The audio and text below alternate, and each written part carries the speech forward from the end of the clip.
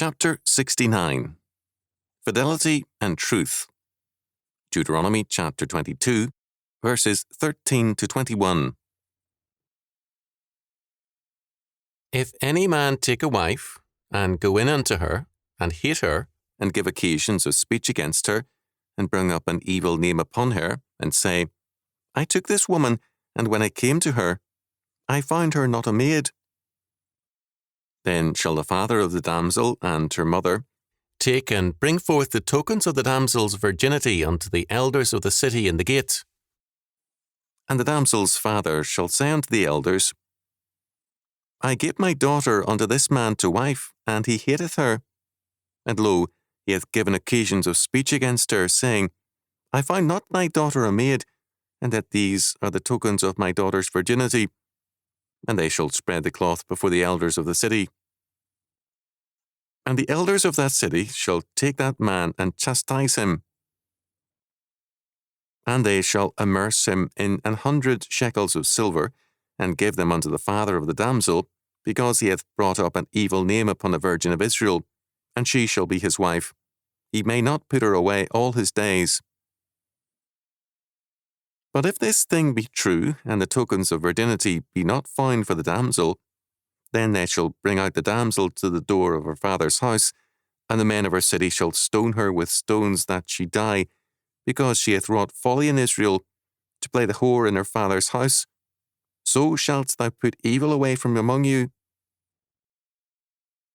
Deuteronomy chapter 22, verses 13 to 21. This is not a popular text with feminists because it so clearly gives priority to the family and to the parents. The father, in particular, is seen as centrally important, and the matter of honour is stressed. The seriousness of the matter is seen by the fine cited in verse 19, 100 shekels or weights in silver. In 1 Samuel chapter 9, verse 8, we see that a quarter of a silver shekel was a good gift. A half a shekel was the extent of the poll tax to maintain a civil order. Exodus chapter 30, verse 15. Compare Nehemiah chapter 10, verse 32. The fine of 100 shekels of silver was virtually confiscation of an estate. A shekel was a weight of silver, not a coin. Obviously, the honour of a family and its daughter could not be lightly impugned. This was not the only penalty. The husband making a false accusation was also to be chastised or beaten. Verse 18. To question the honour of a family and its daughter was not something done casually or frequently. The man making the false accusation was not killed because he had to support the wife whose honour he had questioned. This was, to an extensive degree, a self-enforcing law. The penalty was such that no man dared question his wife's premarital virtue unless there were certain proof of it. The evidence was not limited to the cloth used when the hymen was broken. The family is, in God's order, the basic institution in society. It has priority over church and state. It is man's first and basic government and the primary area of worship and the practice of religion. To undermine the family is to undermine society, a fact well known to our immoralists of today. There's an important fact about this fine. It is twice as severe as the fine for seduction in verses 28 to 29, which is 50 shekels of silver. Deuteronomy chapter 22, verses 28 to 29, and Exodus chapter 22, verses 16 to 17 are cognate texts. The payment in Exodus chapter 22, verse 17 is called the dowry of virgins. From this, we can assume that in such cases, as a penalty, the dowry was set somewhat higher than was normally the case. Thus, 50 shekels of silver was a large sum, when equivalent to a total income of perhaps 3 years, the traditional reckoning of the dowry.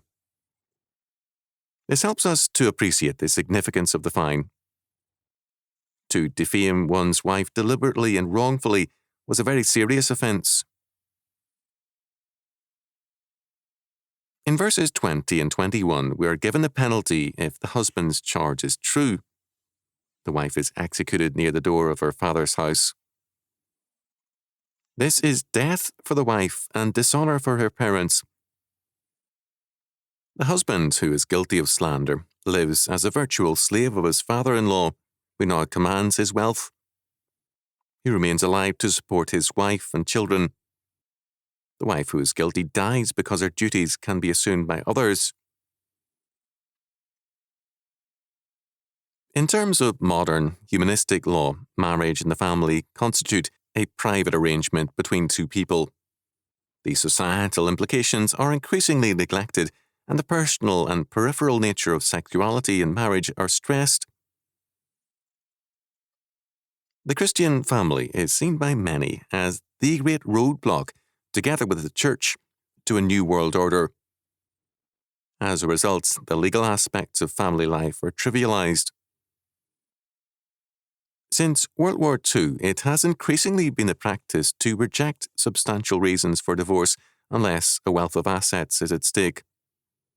Only then will such matters as adultery be considered, and of late, even in such cases, it is waning. If marriage is essentially a private arrangement, this is logical. If it is basic to social order, the present trend is suicidal. The woman who goes into marriage unchaste is said to have wrought folly in Israel, verse 21. This means it is an outrage, a case of the worst kind of disorder. It is an assault on social order. It is treason. It's significant that, in this case, the husband does not secure a divorce. According to Deuteronomy chapter 24, verses 1 to 4, divorce was not difficult to obtain. If the divorce represented simply willfulness on the part of the husband, he could not get the return of the dowry, a substantial sum. Only by challenging and proving the wife's prenuptial unchastity could he regain the dowry. The penalty for adultery is death, and in effect, the wife's offence is prenuptial adultery. It is contempt for both her parents and her future husband. All of this is done by a court of law. A marital offence on the part of either husband or wife not only dishonours their respective families, but also the nation. The sin strikes at the family, the nation, and God. After a judgment against the husband, he could not divorce her. She could continue to live with him or return to her parents. In either case, her support was guaranteed for life. This, however, did not make her immune to the penalty for adultery. She was not now free from the required obedience to God's law in all things. Not only family honour, but national honour was at stake in her actions. If sinful, it was folly in Israel, an outrage, and a fundamental disorder. It means a refusal to recognise moral and religious laws. It is an assertion of a private desire over the entire social order and against God. Personal acts have social consequences, but it is basic to the modern outlook and to sin in every generation to insist on, quote, purely, end quote, private costs having no social consequences, or, if they do, they must give way to personal choices. Such thinking is anarchistic, and it produces a society of pragmatic and lawless character. The modern attitude is that, in instances such as this, it is none of society's business what a woman, or a man for that matter, does. One scholar uses the word vulgar in discussing this text. One can say, perhaps, that all sin is vulgar and in bad taste, but it is no less serious. There is another aspect to this law. It tells us how very serious defamation of character is in God's sight. This is a stress made also by our Lord in the New Testament. Thus, this law is concerned not only with, "Thou shalt not commit adultery," Exodus chapter 20, verse 14, but also with, "Thou shalt not bear false witness," Exodus chapter 20, verse 16. Lange observed, "Man is free only as he maintains veracity. The lie destroys his true freedom. A lie moves a man from the real world into a world of fiction, and his life begins to rest on falsity. Truth gives us freedom in the real world God has made. We are to live all our life in God and therefore in truth.